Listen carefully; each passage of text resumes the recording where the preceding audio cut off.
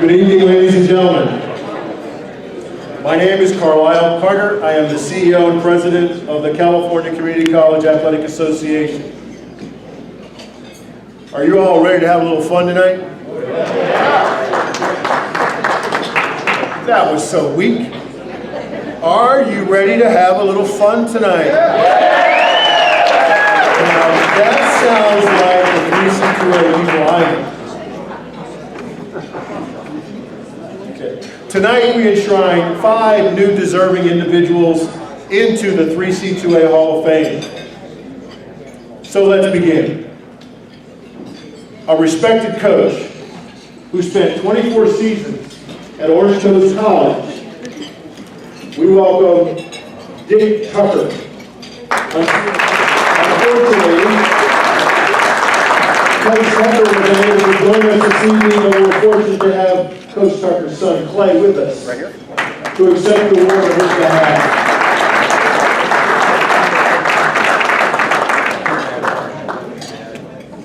Next, a former NFL player for the New York Jets and San Francisco 49ers, and now a successful businessman in real estate. Please welcome Ed Galigher from Chabot College.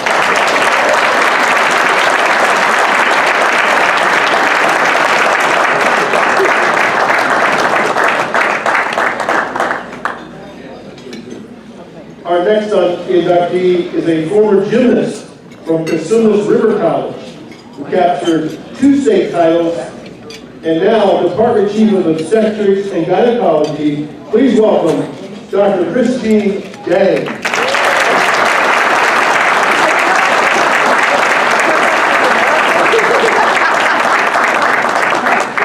Next, we have a former MVP track and field student athlete from Bakersfield College, who devotes her time and career as a behavioral scientist in the state of Georgia.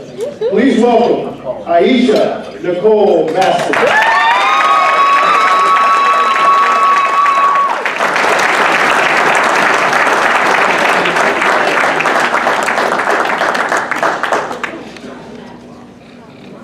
And now, last but certainly not least, a former student athlete at Napa Valley College, and who has successfully coached at the high school, community college, NCAA Division I, and NFL levels. Please welcome one of the most distinguished and recognizable coaches in the history of the game, architect of the greatest show on turf, and Super Bowl champion, Dick Vermeil.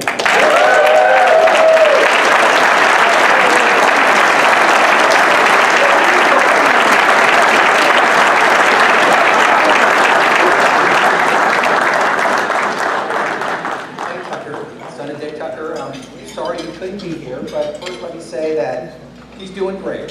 He's home, he's where he wants to be, 92 years old, he's happy, not in pain. Probably doesn't remember what he ate for breakfast today, but I'll tell you, if you talk football with them, he'll remember every play, every down, from the 50s, 60s, and 70s. So, anyway, it's enjoyable. I'm just trying to approach this a couple different ways, you know, from what he asked me to pass along, from a son and player. So first and foremost, you know, when I chatted with him this morning, I told him I was heading up.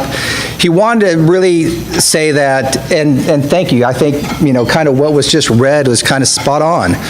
He loved his job. He felt he wasn't going to work every day. It's just what he loved to do.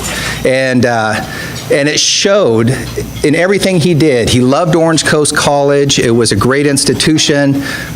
He was with them, you know, for over 30 years, and just every day out on the football field, that's what he wanted, where he wanted to be. So the fact that these awards are coming, it's just an extra layer of excitement for him, and he's very aware of it, and I'm looking forward to giving it to him tomorrow.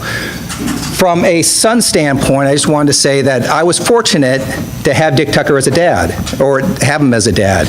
One of the greatest fathers in the world. I was born in '62 when he showed up at Orange Coast College. I was probably at every single game from, I think, '63 on. And I'd spend my summers there, and it was just a great way to spend time with your father, and it was a wonderful childhood that I had, and he was a great dad. And I remember like after the 75 year when he won the national championship, I think SC came by and asked him to throw his name in the hat, and I'm too young to really appreciate what this is all about. I just hear USC, and he sat there and said, he goes, I'm not going anywhere. He goes, I love my job. And now as a father of 5 kids, this is what I remember. So we all played sports, and there was not a game until basically we overlapped when he was coaching at Orange Coast College that I couldn't turn around and see him standing there. So and those are those subtle things as a dad that I carried on with my kids, is just being there, being part of it. So, an amazing experience that I've been able to pass on, but that's one of the things that sticks out in my mind, just at every sporting event that I was at.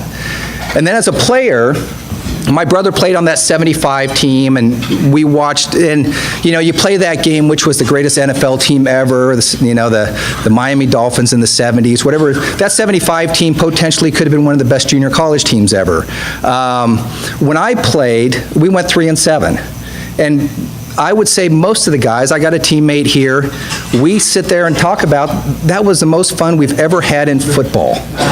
And how does that happen? And one of our teammates, John Swoboda, I'll give him credit, we were sitting there chatting when they named the field after Dick Tucker last year. We're sitting there having a drink afterwards, and he goes, your dad, he goes, we would lose the game 33-7. He goes, we'd be in the locker room, and he'd make a after-game speech, and he always looked at the glass half full. And he would sit there and spin it. God, if we didn't drop the ball on the 1-yard line, and if we didn't, throw that interception at that time, he goes, we're right in that game. And we would leave the locker room thinking we won the game. And the whole season was that way. And it was funny. So at the end of the season, you go 3-7, and it was a tight group of buddies. And we look back, and that was one of the most fun years we've ever had. So from a player, that meant a lot. And then just kind of wrap it up, and Mark Ritten's here. He ended his career as athletic director and head football coach, kind of coming to an end, and it was time to step down. And we had an opportunity to go over to Finland and play football, and they needed a coach. And so I asked Dad, I go, why don't you come over with us? We need a coach. And he thought about it, and he goes, I'll do it. He goes, I'm only going to do it, though, if we can run Fisher DeBerry's wishbone offense. And I was a quarterback, and I said, all right, let's do it. So we sent his football race, and the Finns absolutely loved him, and we brought this thing over, and it was a treat. I won't go, there are a lot of funny bar stories, but I won't go into them now. But we had an opportunity to play over there. They all spoke 5 languages. They were so bright. We ran it like a champion, went to the Super Bowl. He ended up Coach of the Year, and he's still a legend in the country of Finland. So anyway, I kind of wanted to wrap it up on that, but that's it. Thank you very much.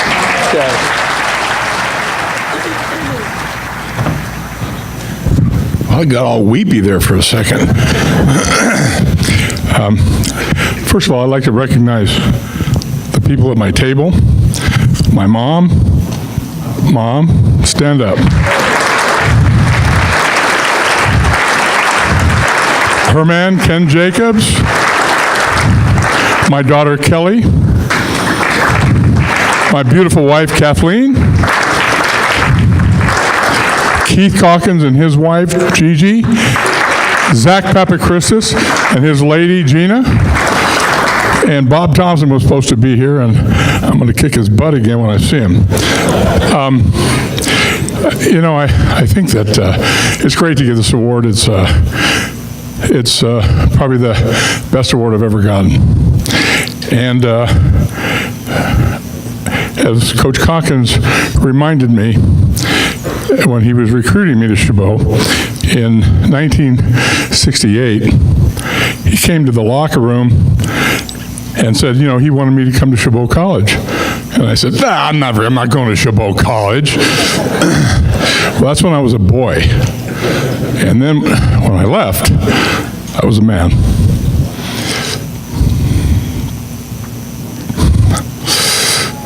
Okay, gotta stop the weeping.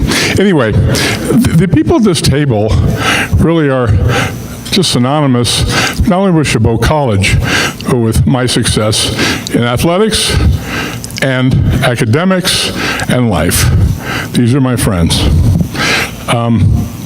I don't think that my life would be the same without them, and I want to say that I appreciate them, and I appreciate this award. Thank you.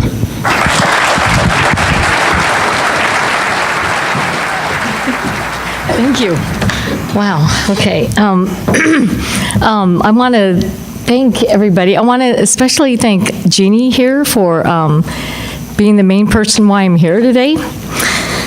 She sought me out. As a chief of OBGYN, I'm very busy, and so I had received the invite, just a little busy. I received the invite, and I kind of put it aside in my email.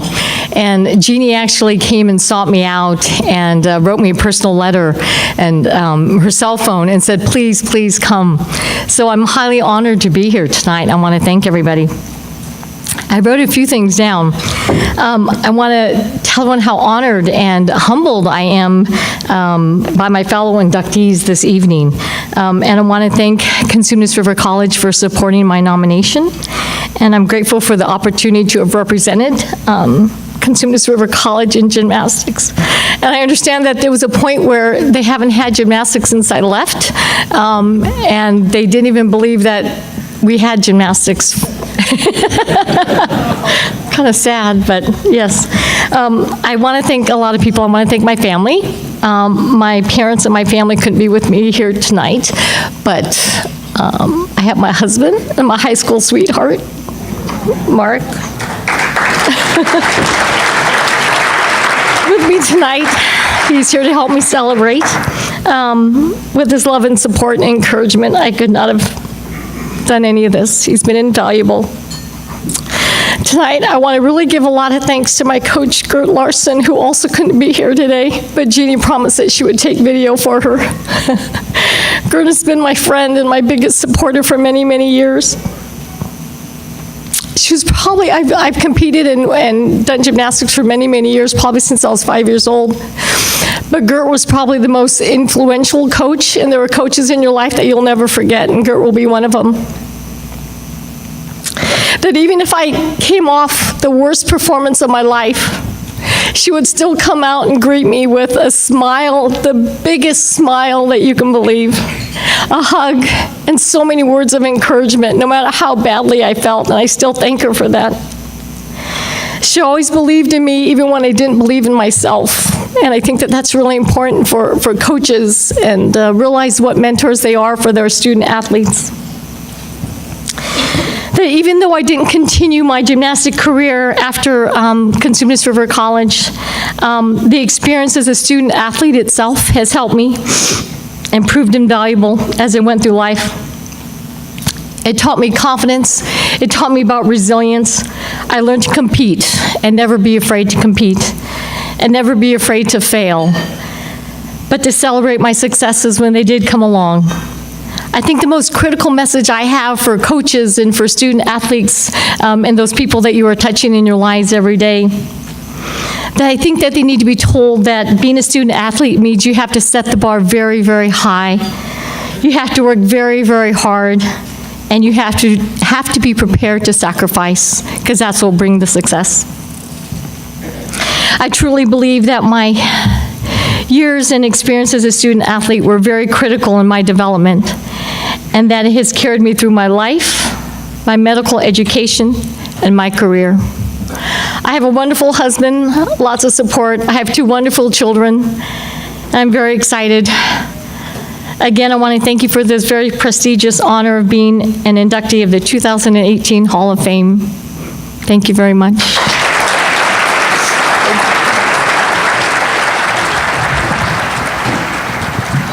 Okay, it's my turn now.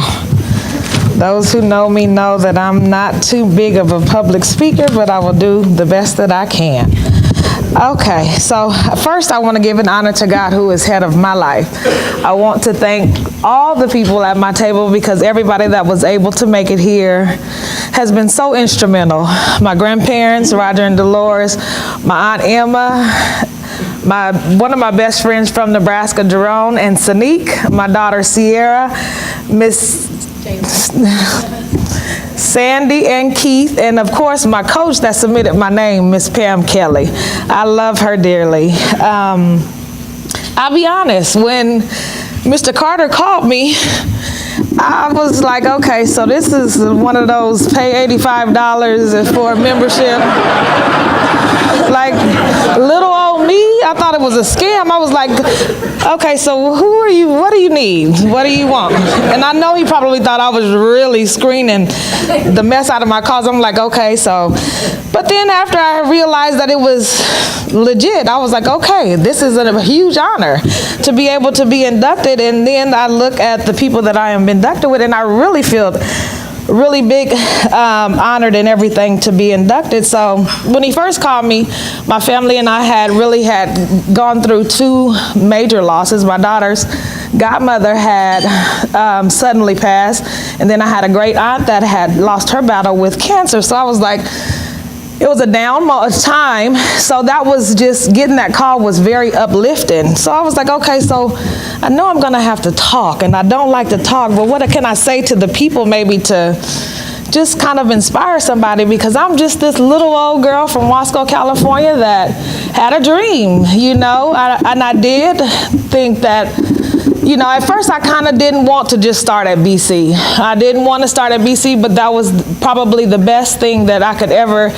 have done, because I was immature at the time, and Pam, she loved me through my rough moments. She really did, and I didn't want to run all of those races. I made excuses to not run all of those races, but she said, no, you're gonna go to the 200, you're gonna go. So when I had to do 6 or 7 events every track meet, she just was there with a smile, like you said your coach was, but I was looking at her like, okay, so you drained every bit of energy that I have up out of me. So, but I just wanted to let you all know, because like I said, when we were dealing with that, when I got the call, we were dealing with death. I was like, okay, so I wanted to let the people know that, you know, death is something that happens in life and not something that happens to life. So what I really want to say is, like, with every step that you take, you have to make life count.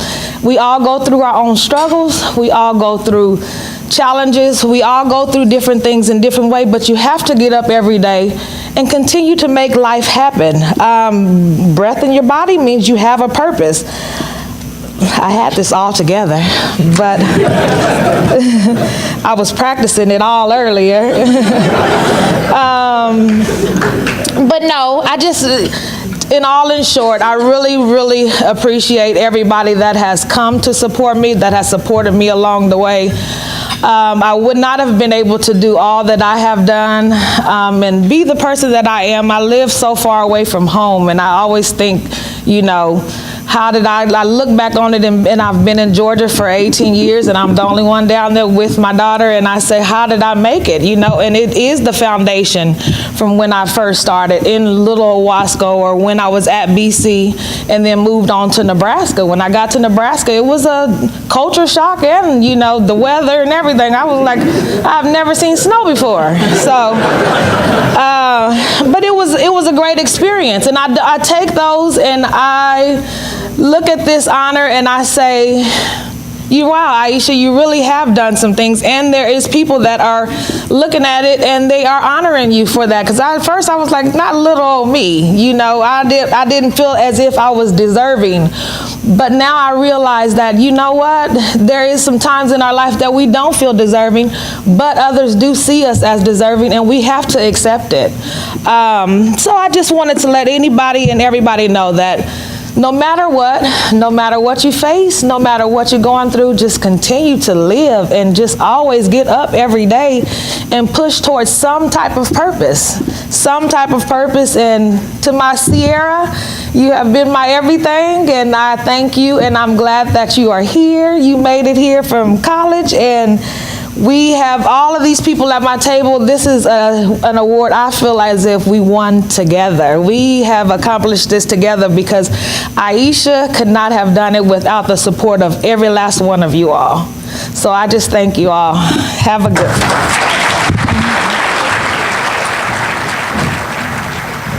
Just had a left hip replaced a month and a half ago, so I'm still not ready to go off the IR list. But anyway, ladies and gentlemen, what a pleasure. First, I'd like to acknowledge and thank the California Community College Athletic Board for providing me this opportunity to share this evening with you and win this award. I have some guests here. First, my wife, Carol. Thank you for being here. I'd like to thank Chris Pappas. Chris, where are you sitting here? Chris is the guy that called me a long time ago and started driving the bus to make sure I end up here someday. So Chris, thank you for your efforts. You're a good friend and an old friend, 62 years. So we've known each other and a fine coach in his own right. I have some special guests here, members of the Vermeil Wine Club that live in this area. Sean and Jenny Hamilton, their wine club, and Tom and Sharon Bjornson. Now, Tom and I go back to my very first coaching job in 1969. He was a player at Del Mar High School, and I was an assistant there.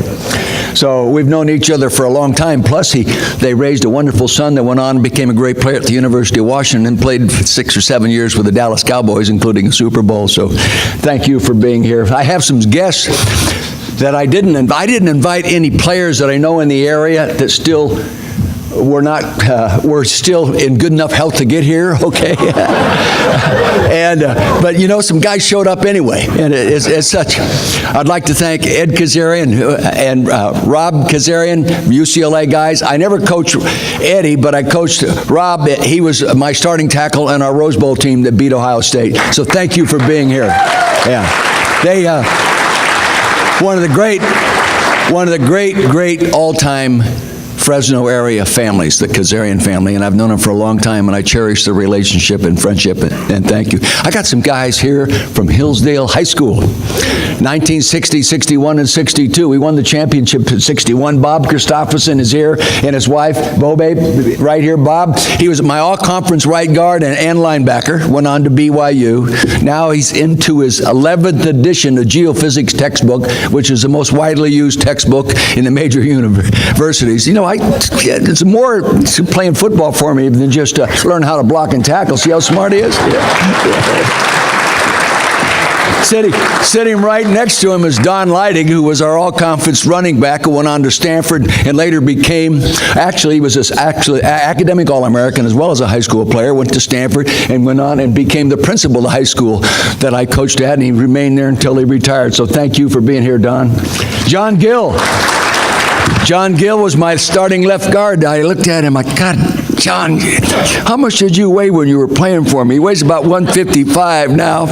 He was maybe up to 170. He was very successful in business, got 3,000 people in his company that he's bossing around and coaching right now. John, thank you for being here. My first offensive center, George Coughlin, is here. George, thank you. He was the last guy on our team to wear a leather helmet. Right, George? Also here is Bill Long and his wife. Now, Bill did not play football for me.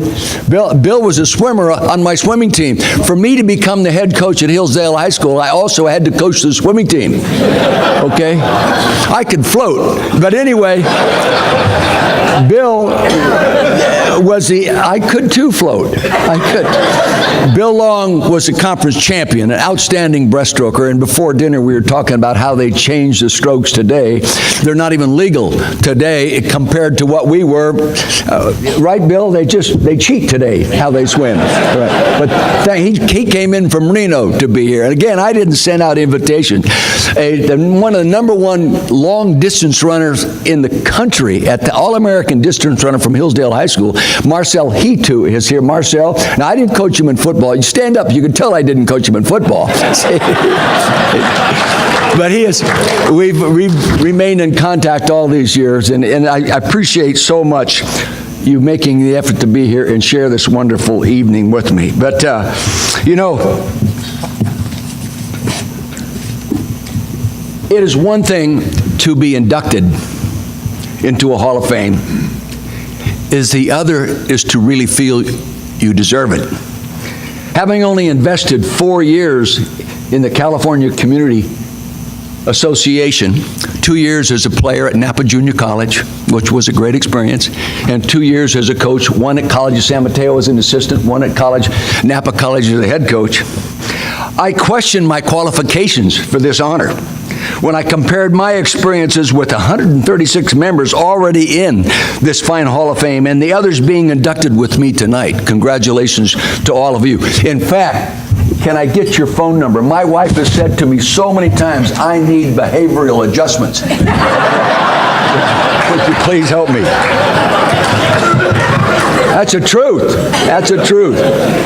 Now, I'll admit, some of my guilt was eased and relieved when I recognized there are 18 members in this club that I know personally that made a contribution to my career in one way or the other, in influencing me, in motivating me, in helping me shape my coaching career, such as Paul Wiggin, who did his off-season from playing for the Cleveland Browns, would come in and coach at College of San Mateo, and I was working there. And he helped me make a decision.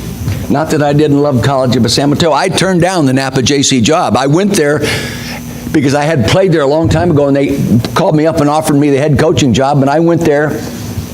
And this, this was in the spring, and I evaluated the situation, and I went into the locker room, and all the uniforms that they had worn in the last game in the mud and rain were still on the floor in the lockers. And I said, if that's what they think about football, I don't want any part of it. That's the truth. So I went back to College of San Mateo and started to work again. And Paul Wiggin said, you know, Dick, that's a hell of a challenge. And you'll be making a big mistake if you don't take that job. You'll regret it. That's what he said to me. And I had such admiration for this big guy, and I still do, Paul Wiggin. And anybody who knows Paul Wiggin knows why you would admire the man. So I took the job. Thank you, Paul Wiggin. Herman Edwards is in it. I coached Herman Edwards for 6 years of my 7 years at the Philadelphia Eagles. Signed him as a college free agent. Beat Don Shula and the Miami Dolphins out of him because I used college recruiting techniques to get him. He was visiting Miami Dolphins. I sent Carl Peterson to get on the same plane to fly home with him. Okay? See? And by gosh, Herman Edwards became a fine player, is a fine coach, and now he's again a head coach at Arizona State. Bill Walsh. Bill was a graduate assistant at San Jose State. He's in this Hall of Fame. He was a graduate assistant at San Jose State, and we became very close at that time. His dad had an old shop, a body shop. My dad had a body shop and a garage. We had things in common. His wife was a great cook. My wife was a great cook. He's a guy that got me the freshman coaching job at Stanford University. We became very, very, very close friends. And he's also probably more responsible for me going back into coaching after 14 years than anybody else because he was on my butt all the time. No matter where we were, vacationing in Lake Tahoe, sitting up there having a beer. Vermeil, you got to get your butt back in coaching. It's just, but we all know he's a Hall of Famer and was a wonderful, wonderful human being. Joe Marvin, Sequoia High School, is in this Hall of Fame. Remember him? 42 wins in a row, was it what? I think the 42 win was against us after you guys graduated, and I took a team that couldn't play very well. They scored 42 points on us. Joe Marvin is in this Hall of Fame. Yeah, he was one of those coaches in the area at that time that would help all us young coaches. You could ask him any question, even though you might coach against him, he would help you. He was just a great guy. Mike Martz is in this Hall of Fame. He's my offensive coordinator, 1999, won the world championship. Without Mike Martz, we probably don't win the world championship. He did an unbelievable job, and I've said this many times, I don't think I've ever seen a coach come in and make the contribution that he made to that football team his first year as an offensive coordinator.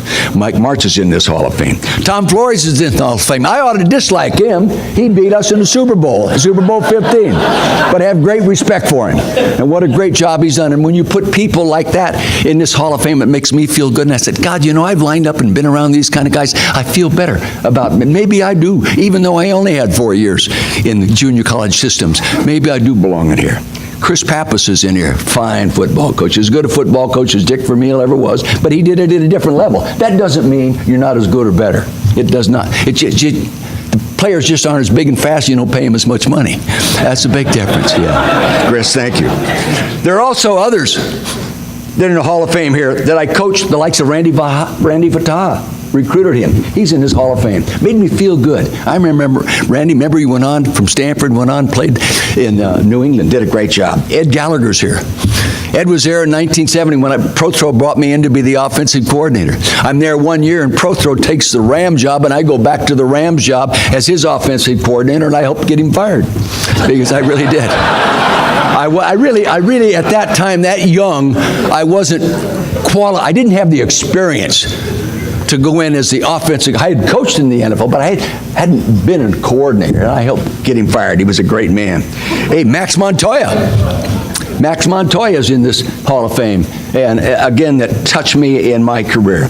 After having gone through this evaluation process, I can honestly say I feel honored and proud to have been screened and evaluated and compared with these Hall of Fame members and then gone ahead and elected to be with them. I feel good about it. I really do.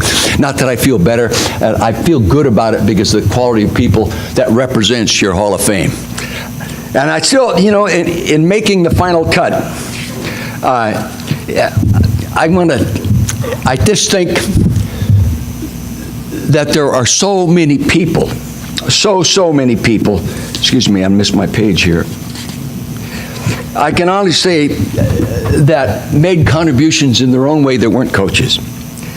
I think first, I thank my mom and dad. My dad didn't want me to go to college. He wanted me to stay there, and they're going to build a new garage, a Vermeil and Sons garage. And education wasn't real important to him. Hard work was. He taught me that hard work was not a form of punishment. It was a solution, really. A high school coach came there. I wasn't going to go to college. I wasn't taking college prep, named Bill Wood. He had played at Napa College himself, then College of Pacific, and he told me, something, Dick, you have something to give this game. If you like the game, you could play this.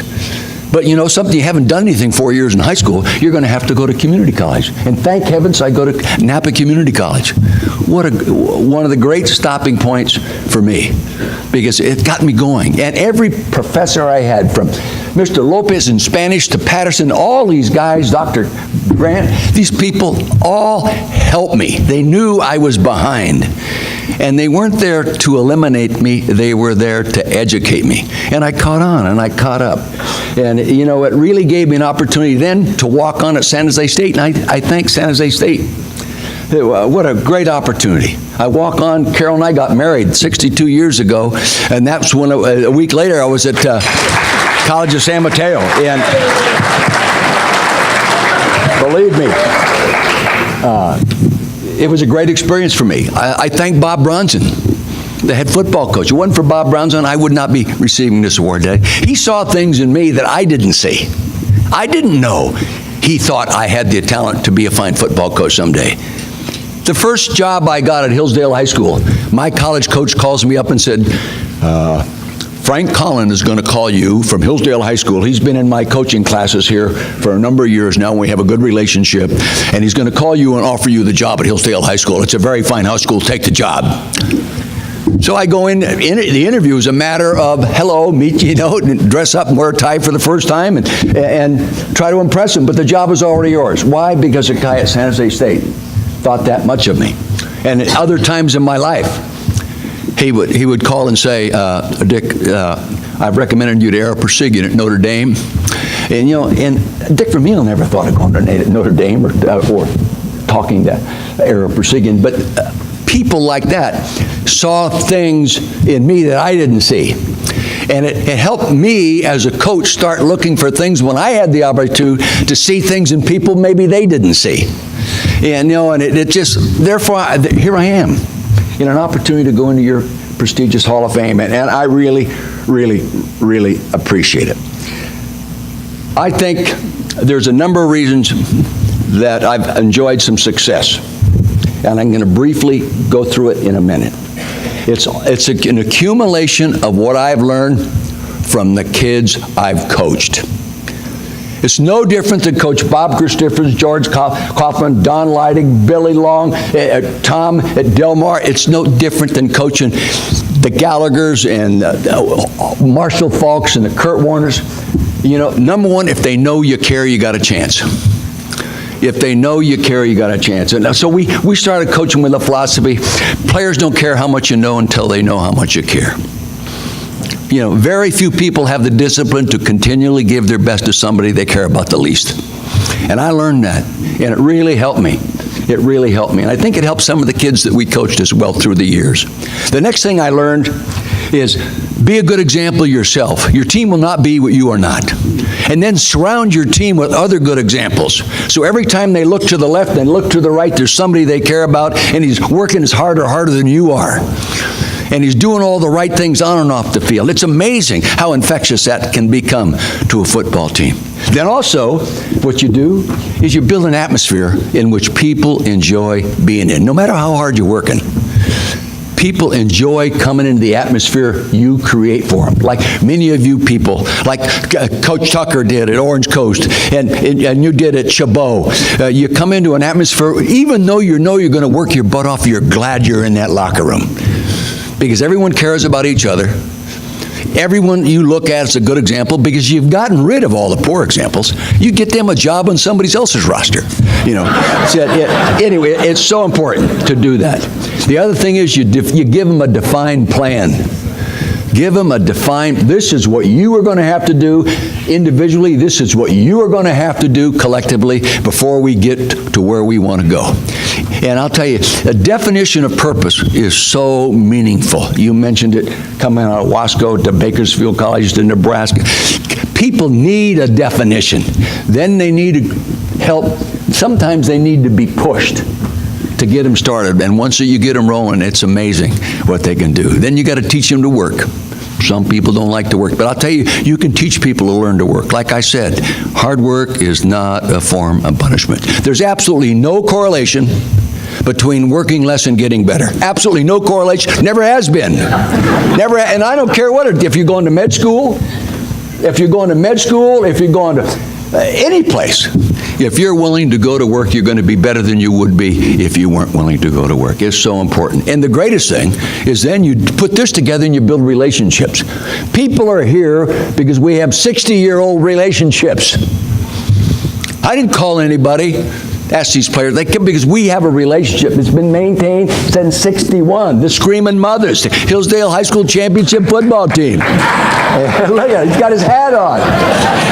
You know, and you've got to realize, coaches know this, you as a coach spend so much more time with a young man on a field, in the meeting rooms and that, than any teacher does at any time. And you have a chance to influence. And so many people influence me. It helped me learn how to influence others. You build relationships. And if people ask me all the time, do you miss coaching? Sure, I don't miss the bad days. I miss the good days. But I miss the relationships. That you know, it's infectious. It is, especially in the tough, the adverse times, when you fight through adversity, you fight through losing. Hell, when I went back into coaching in 1997, we lost 8 games in a row. You almost have to try to lose 8 in a row. We did it. You know, 8 in a row. 3 years later, we won the world championship with 9 guys left off the roster that we took over. But I'll tell you this, they cared about each other. They would work. They were all good examples. And when new people came in, they set the tempo. They set the tempo. And the last thing I learned is, when in communicate, be sincere, tell the truth. I learned that from my dad. Not educated or anything, but with great integrity. Great integrity. You know, there's an old saying that goes, if you have integrity, nothing else matters. If you don't have integrity, nothing else matters. It's really true. And I learned, even when it hurts, you tell somebody the truth. It helps. It helps. Even when you upset them, put them in tears, they walk out the door and slam the door. Later they come back and say, thank you, Coach, I needed that. I needed to be told the truth. And I've been dealt that way all my life, and it really helped me. So I just pass that on through a philosophy. And it's got me to the point where I get in the honor of being inducted into this nice Hall of Fame. You know, there's people in there from Napa College. Where are they? Yeah, I saw him there. The athletic director was here. He was here anyway, but it was a great place for me. I mean, I needed that place so bad. And they're doing a great job. They're like all people in community colleges. So thank you for honoring me. Thank you for honoring my wife, my 3 children, my 11 grandchildren.